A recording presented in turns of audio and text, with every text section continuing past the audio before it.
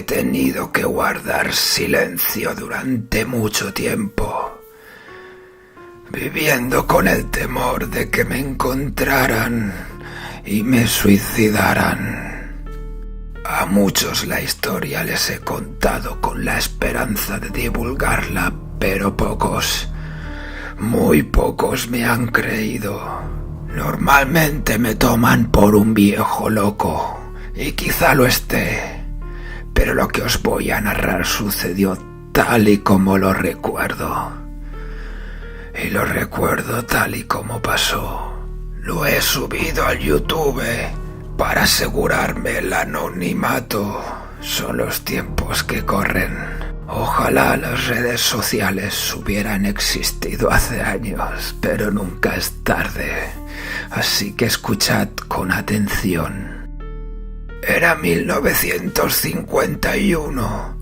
Yo por aquel entonces era un hermoso joven de 20 años que trabajaba en el negocio familiar, una funeraria.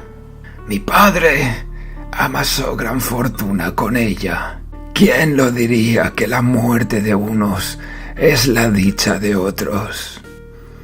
Allí conservábamos los cuerpos, los limpiábamos, los vestíamos, los maquillábamos y les ofrecíamos una eterna sonrisa para guardar a sus familiares y allegados. Algunos acababan su paso por este mundo en el crematorio, donde se desvanecen las perspectivas, y otros se acostaban en un verde cementerio de flores y lamentos. Y todo organizado por la funeraria de mi padre. El transporte, los velatorios, los entierros, todo lo hacíamos nosotros. Ah, y eso me recuerda que yo quiero que me incineren. ¿Habéis oído, pequeños bastardos? Quemadme y esparcid las cenizas por el frío mar. ¡Quemadme!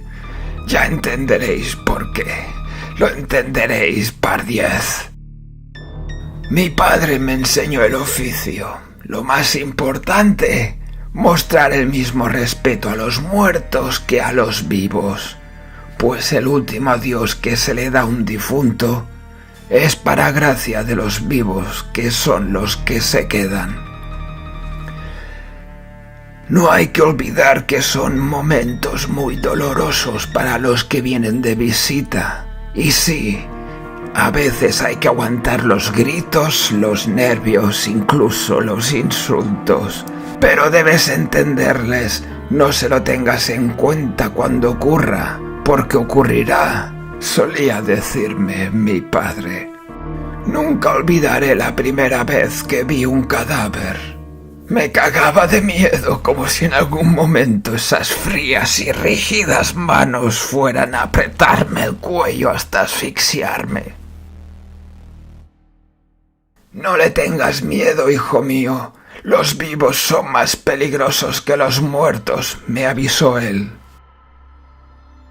Mi padre tenía cierta sabiduría y era un hombre, por lo que yo sabía, racional, apasionado de la lectura, pero no siempre tenía razón, si es que la razón puede tenerse. Ah, si se dejara.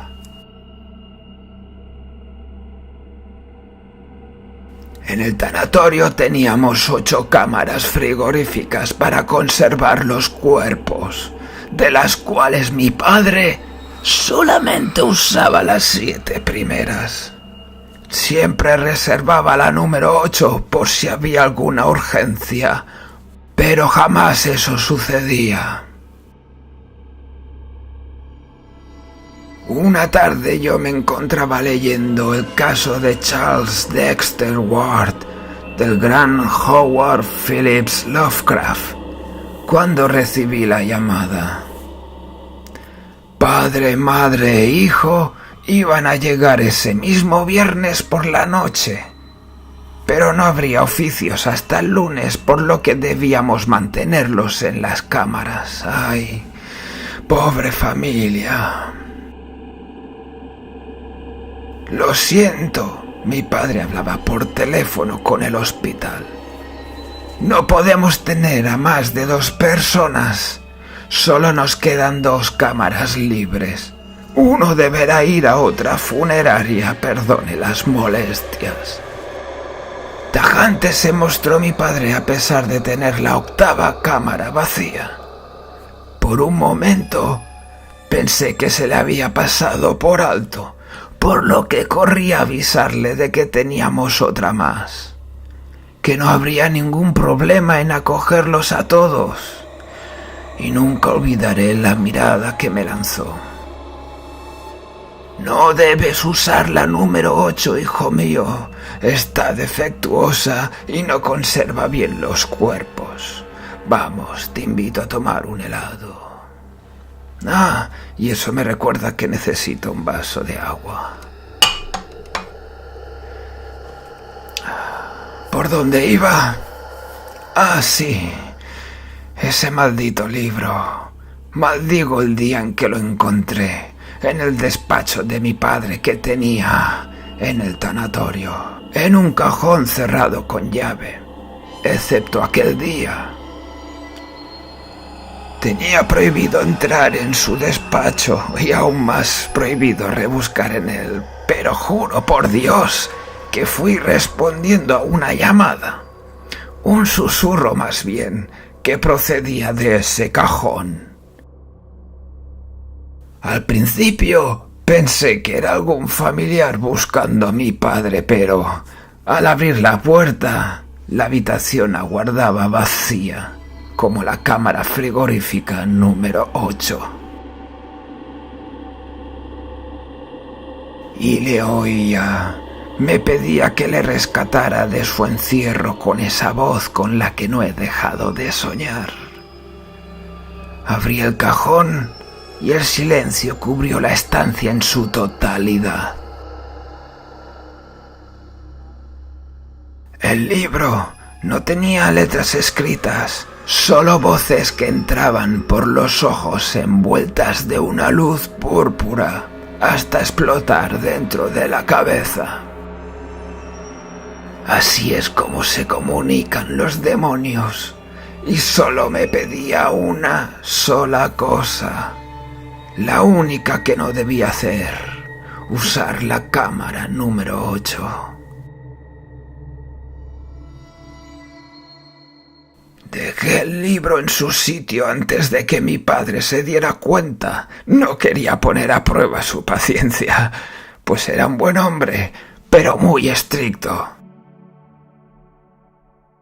Pasaron días, meses y años, y aquella experiencia con el libro pasó a la página de los olvidos. Pasaron días, meses y años, pero el tiempo no pasa igual para todos los seres. Pasaron días, meses y años. Yo tenía unos 40 cuando mi padre enfermó. Fue repentino, sin avisar, como las tormentas de verano, y en su lecho de muerte, mi padre mandó llamarme para hablar conmigo. Llegué a la mansión, donde reposaba en su cama junto a mi madre y el médico que le trataba, el doctor Pérez, y pidió hablar conmigo a solas. Hijo mío, debes hacerme un favor de vital importancia. Debes destruir la cámara 8, desmantélala, quítala trozo a trozo y entiérrala en un desguace. ¿Me has oído? Debes hacerlo. No hagas preguntas, solo hazlo. Corre, se agota el tiempo. Con paso decidido marché hacia el tanatorio con 3 hombres que me ayudarían a cumplir con la promesa que acababa de sellar, armados con martillos, picos y mazas. Pero al llegar me esperaba mi madre y el doctor Pérez para darme la mala noticia. Mi padre acababa de fallecer.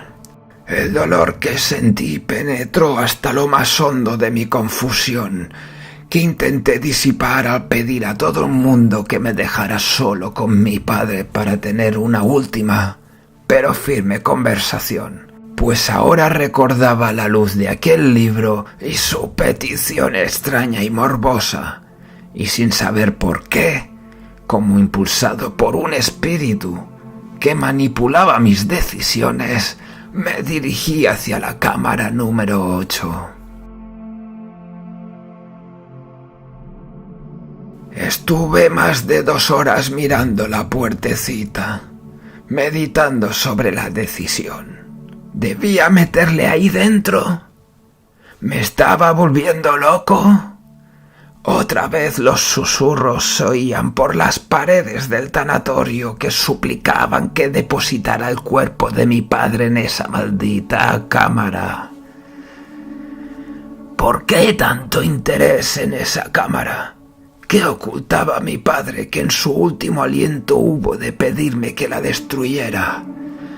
¿No podía haberlo hecho antes si tan peligrosa era? ¿Y por qué esos susurros eran tan insistentes? Finalmente tomé la decisión. Entré en el despacho de mi padre y cogí el libro que descansaba en el lugar donde lo encontré por primera vez. Me dirigí hacia la cámara 8. Miré a mi padre yaciendo sin vida. Abrí la puerta y con el libro en mano entré dentro de la cámara 8. Las paredes empezaron a temblar y todo el edificio se vino abajo, cobrándose por desgracia la vida de mi madre, del médico y de varios familiares que se habían acercado para ofrecernos sus condolencias. Y por supuesto, mi vida. No obstante, yo jugaba con una pequeña ventaja. El libro que había cogido del cajón de mi padre era una llave para volver. La cámara era una puerta al mundo de los muertos y de los vivos. Solo había un problema, y es que la cámara 8 acababa de ser destruida, y el poder que confiere el libro ahora restaba inútil y sin sentido. Pero no me rendí. Habiendo muerto en la cámara hizo que mi cuerpo no se perdiera, como les ocurría al resto de seres sin cuerpo que en la muerte habitaban. Eran sombras perdidas de un pequeño recuerdo que fueron en vida.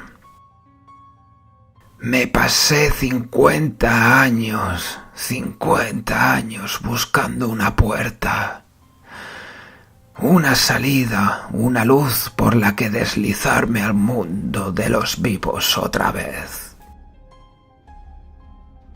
Pero no fue una puerta lo que encontré, sino una persona, aunque quizá persona no era una descripción adecuada. De un barrizal emergió ese ser de cuerpo pálido y ojos enrojecidos. Y esperé.